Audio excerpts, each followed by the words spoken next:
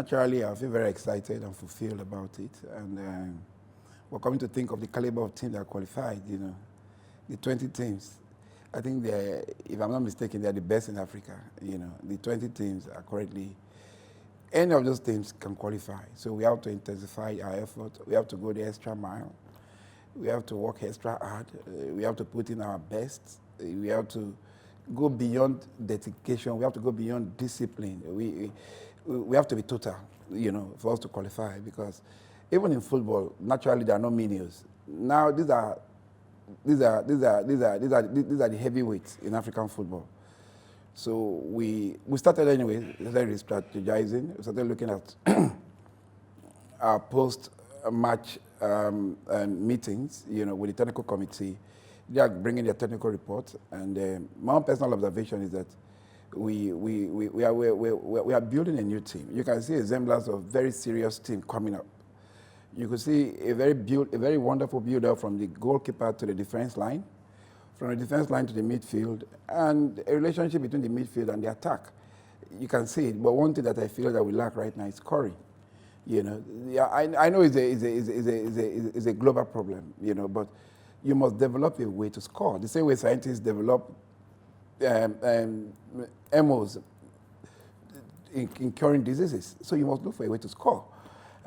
So we're looking at talking to some heavyweight coaches all over the world and see if we can. Our coach is sound, like I keep saying. I'm very proud of him, and he's very, very sound. But there are still some things that possibly he needs to know about scoring. In his early days, he was a midfielder, defensive midfielder, and he scored one of the best goals in the World Cup ever. So we need to start looking at scoring. It's very, very. But another very good thing about our team right now is that we now score with set pieces, which is very instructive, which is very good, and which also can be planned into a team. For example, we have boys that display very good football artistry. They juggle the ball. So if they juggle the ball around the 18 area, if they are arced down, we know that we have a goal. If you look at the game we played against Cameroon, beautiful set piece. And I watched what they were rehearsing, when they were training. And one of the things they rehearsed was a long thrust, and if Ambrose will come and knock the ball into the goal. And exactly that's what he did, even as a defender. So I think we are getting it, and I'm very proud of the technical crew. I'm very proud of the players. They are very happy, and I think, and with the determination, with the resilience and support from the federal government, I believe we can get it right. Because of course, the current leadership of Nigerian Football Federation is totally dedicated in rebuilding, rebranding, and rejigging football in Nigeria. I've directed our technical, our consultant to make sure that every available football window, FIFA window, we must avail ourselves with the opportunity of playing a Group A game, As I speak to you, he has spoken to the reigning African champions, Cote d'Ivoire, and very likely we are going to have a match against Cote d'Ivoire in London. It's not conclusive yet. We'll be looking at concluding that deal before December. Cote d'Ivoire is the current African champions. We're the former African champions. So it's going to be a very good game. And we're also talking to Italy, to see how we can play Italy, against Italy. And the Italian FA, they are very excited about playing Nigeria again after we defeated Cameroon, So we're looking at playing all those matches that can up our game. But most elementally is our game against Egypt. The two-header in March, Kaduna and in Cairo. So of course, if we win those two games home and away, we're going to shoot up the ladder. And we are looking forward to winning those games. Not just the one in Nigeria, but also the one in Egypt. We feel that Nigeria has been denied a lot of privileges. Like I keep saying, it's the biggest black nation in the world. Of how many 5 blacks, 1 is a Nigerian. So we also believe that we should dominate sub-Saharan Africa, and we should be more consistent in our domination, So, and one of the ways we want to dominate is through football. and I'm happy with the support I'm getting from the executive committee of the Nigerian Football Federation, from the secretariat, my general secretary. With the kind of support we are getting, I believe we can get it right.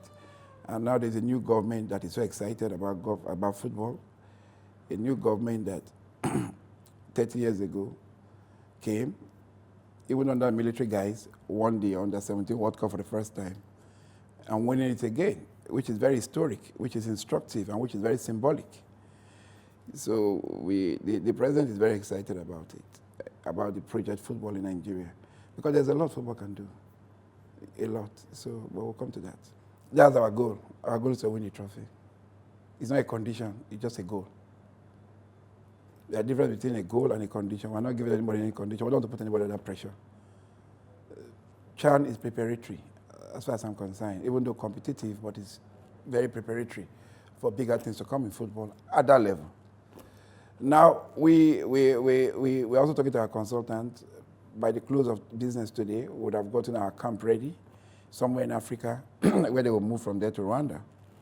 We are working round the clock in making sure.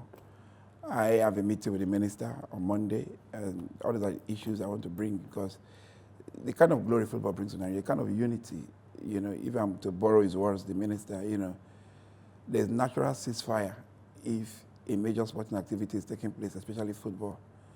So, I mean, he knows, and he came in very enthusiastic, very passionate, seemed very gifted, and I believe we'll have a wonderful and harmonious relationship. Relationship not in the form of horizontal level, boss-subordinate relationship.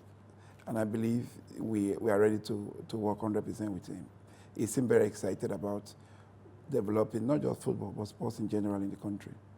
I think it's going to be, I'm just waiting for, you see, I can't just come here and, whatever I say here is a policy, So I have to look at the technical report. The technical committee is working with our consultant in getting a camp.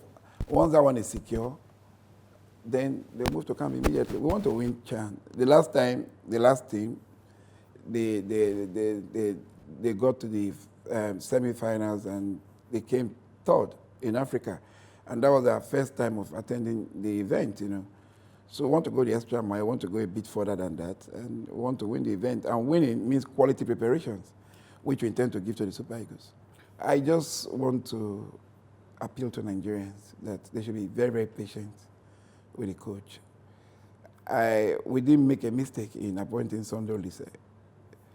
Even the mistakes are part of daily life. But we feel that he's very capable. We feel he's very enthusiastic about the job. We feel he's very considerate. And we feel that he's a Nigerian. He's a Nigerian that is so very revered, so very, respected all over the world. And we decided to give him this job and give him total support. And that's exactly what we are doing. And we believe that if Nigerians from all walks of life give him that kind of support, pray for him, it will give us the best in the enterprise of football. And that I believe, because one thing I've observed about him is a true professional. I don't want to tell you tales about my experience with him in terms of professionalism, in terms of correspondence with him, in terms of, he can call you 1,000 times, but you receive 2,000 mails. He's a true and core professional. And he does his things with tact, So to me, I'm very proud of him personally, and I believe the Federation is very happy with him. So Nigerians should just give him that support, Why not? We can have a Sunday Oliseh playing in the World Cup finals, in Nigeria, in Nigerian. So we should be able to develop him. And also want to call out his colleagues, other coaches in Nigeria, to give him the support. You can act as, even though you are not an official technical study group, you can also talk to him, interact with him. Oliseh is very open for advice, open to conversation, They can communicate with him, and whatever lapses they observe, they can tell him, We have coaches that are very excellent. Silvanus Okpala is one, gifted, Shaibu Amaju, the technical director, is there. John Obu, There's a lot of coaches, apart from his immediate assistant coaches. So to me, the Nigerianness in us should be, we should always encourage him.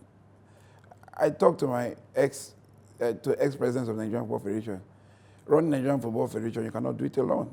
You need the experience of Emegiri, you need the experience of Lulu, you need the experience of Galadima, you need the experience of General Nea, and so on and so forth, you know. Because there are some things that they did, there are some mistakes they avoided. If you don't talk to them, you can run into such mistakes as well. You know, the only language that you understand is football. So you must always get it right. I always want to say, you know, this opportunity to say that we always want to win in the federation. We want to qualify Nigeria for all events.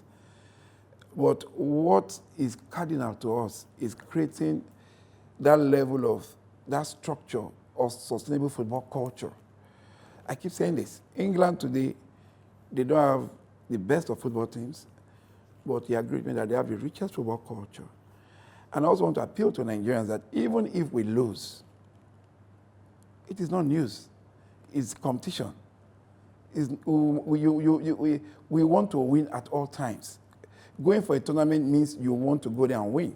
But if we don't win, we should also be encouraged. England being the country with the richest football culture, I cannot remember the last time they won a major tournament. But nobody castigates them. Nobody kills them. Instead, what you see is advisory. Nigerian Football Federation, we are not adverse to criticism. We want to be criticized, but your criticism should be instructive. Your criticism should be advisory. Your criticism should be objective. There are some criticisms that are annihilative. They just want to kill you, that are destructive. You are not destroying Amaju, you are destroying Nigerian football. Because the moment you keep criticizing, you are throwing away our investors, people that want to come and run. They want to be part of that kind of process. Companies with very tall reputation. I was with the MD of Zenith yesterday, and I'm happy to say our twin project will start in the next few weeks. And he made a comment regarding a comment somebody made and said, but for the fact that I know you, I would think you're like this.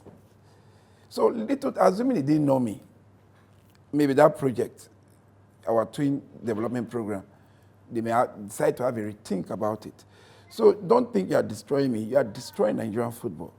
Because at the end of the day, the government, as it is, cannot shoulder the responsibility of football alone in this country, or sports. Because they have a lot of developmental challenges in this country. So if we are trying to make an inroad into Nigerian corporates, we need the support of everybody.